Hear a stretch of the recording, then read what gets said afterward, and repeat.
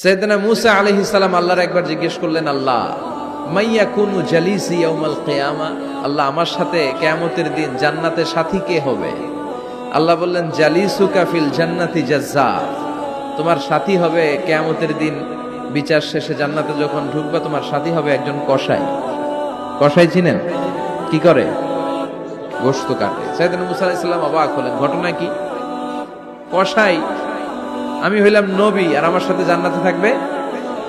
How come it's possible, এটা কিভাবে সম্ভব? আল্লাহ বললেন, নিজেই দেখে আসো এটা কেমন কসাই। সাইয়েদনা মূসা আলাইহিস সালাম ছদ্মবেশে কসাইয়ের দোকানে দাঁড়িয়ে রইলেন। দেখলেন স্পেশাল বিশেষ কোনো আমল নাই, কসাই শুধু গোশত কাটে, গোশত বিক্রি করে।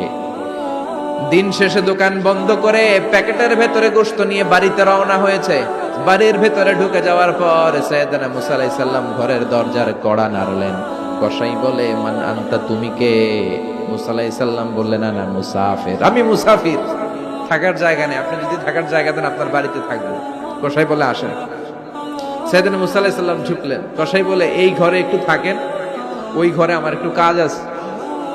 মূসা আলাইহিস সালাম বললেন, যান, কাজ সেরে আসেন। মূসা আলাইহিস সালাম খেয়াল করলেন ওই ঘরে মাচার উপর থেকে বয়োবৃদ্ধ এক নারীকে তিনি নামিয়ে গোসল করালেন, টাওয়াল দিয়ে গা মুছিয়ে দিলেন, নতুন জামা পরিয়ে দিলেন। এরপর দোকান থেকে আনা সুন্দর গোশতের টুকরাটারে নিজ হাতে কেটে রান্না করলেন। তারপর রুটি বানালেন আর গোশত আর রুটি হাতে নিয়ে ওই মহিলার মুখে তুলে দিচ্ছেন। মহিলা খাচ্ছে, খায় আর বিড়বিড় করে কি যেন দোয়া পড়ে। সুবহানাল্লাহ পড়বেন না?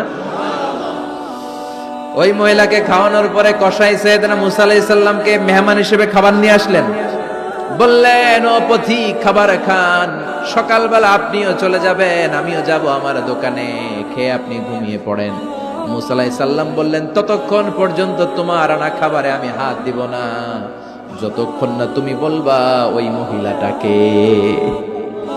কসাই বলে, হাদিহি উম্মি, এটা আমার মা।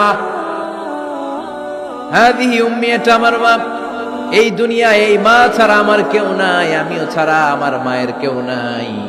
তাই প্রতিদিন দোকানের কাজ শেষ করে গোশত এনে রান্না করে আমার মারে আমি খাওয়াই। হাদিহি উম্মি, এটা আমার জনম দুঃখিনী মা।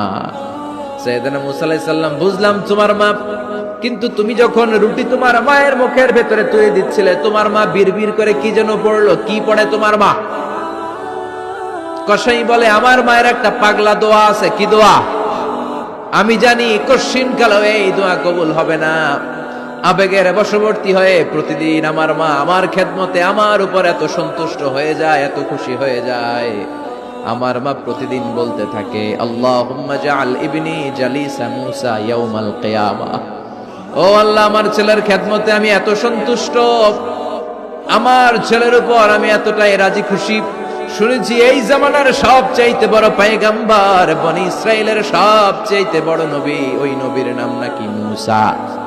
ও আল্লাহ, আমি এত কিছু জানি না, এত কিছু বুঝি না, এত কিছু চাই না, তোমার দরবারে শুধু একটাই চাওয়া, একটাই ফরিয়াদ, তুমি আমার ছেলেরে কিয়ামতের দিন মূসার সাথে হাসর নসিব করে দিও। আমার ছেলে কসাই ছেলেটারে তুমি মূসার জান্নাতের সাথী বানিয়ে দিও। আল্লাহুম্মা জাআল ইবনি জালিসা মূসা ইয়াউমাল কিয়ামা। জালিস মানে ফ্রেন্ড, বন্ধু। আল্লাহ, জান্নাতে আমার ছেলেরে তুমি মূসার বন্ধু বানিয়ে দিও। মূসা আলাইহিস সালাম এবার বুঝতে পারলেন। তিনি বললেন, ঘটনা তো এই জায়গায় এতক্ষণে বুঝতে পেরেছি, কেন আমার সাথে মুফাসসির যাবে না, হাফেজে কোরআন যাবে না, শহীদরা যাবে না, ওলিরা যাবে না, নবীরা যাবে না, আমার সাথে জান্নাতে যাবে কসাই। এটা মায়ের দোয়া। কার দোয়া? মায়ের দোয়ার দরকার আছে না নাই? অনেক পাওয়ারফুল মায়ের দোয়াটা। বুলেট মারলে বুলেট মিস হয়, মায়ের দোয়া মিস হয়? ড্রোন হামলা করলে ড্রোন হামলা মিস হয়ে যেতে পারে, কিন্তু মায়ের দোয়া কশিনকালে মিস হয় না। চিল্লায় বলেন ঠিক কি না? মায়ের দোয়াটাও কবুল, বদদোয়াও কবুল। ভয়ঙ্কর কিন্তু। মা দোয়া করলে কবুল হয়, কিন্তু বদদোয়া করলে কবুল হয় না। এরকম হলে it was not a big deal, এটা বড় সমস্যা ছিল না। কিন্তু দোয়া করলেও যেমনি কবুল, বদদোয়াটাও কবুল। এজন্য খবর আছে না নাই? এক একটা মায়ের এক একটা বেবি জন্ম দিতে কষ্ট হয় না? শুধু কষ্ট, কি পরিমাণে কষ্ট এটা মা জানে, বাবা জানে না। এজন্য বিষ্ণু বলেছেন, মায়ের মর্যাদা বাবার চেয়ে কয় গুণ বেশি? আবার আল্লাহ বলেছেন হামালাতু উম্মুহু, বাবা তোমার পেটে ধরে নাই, পেটে ধরেছে কে? ওয়াহানান আলা ওয়াহান, ব্যথা কষ্ট জ্বালা পেইন বাবা সহ্য করে নাই, করেছে কে? ওয়াফিসালুহু ফি আমাইন, 2 বছর তোমারে বাবা দুধ খাওয়ায় নাই, দুধ খাওয়ালো কে? মায়ের এক ধারে দুধের দাম কাটিয়া গায়ের চাম, পাপস বানাইলে ঋণের শোধ হবে না, এমন দরদি ভাবে কেউ হবে না আমার মাগো, এমন দরদি ভাবে কেউ হবে না আমার মাগো। ঠিক কিনা? বিষ্ণু বললেন লাউ কাতাতা জিলদাক, গায়ের চামড়াগুলো কেটে কেটে রোদে শুকিয়ে যদি মায়ের পায়ের 2টা জুতাও বানিয়ে দাও, ছোটবেলা যে দুধ খেয়েছো সেটার এক ঢোক দুধের শোধ আদায় হবে না।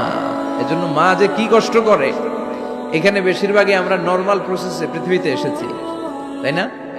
সিজারিয়ান বেবি খুব কম, থাকলে 1-2টা।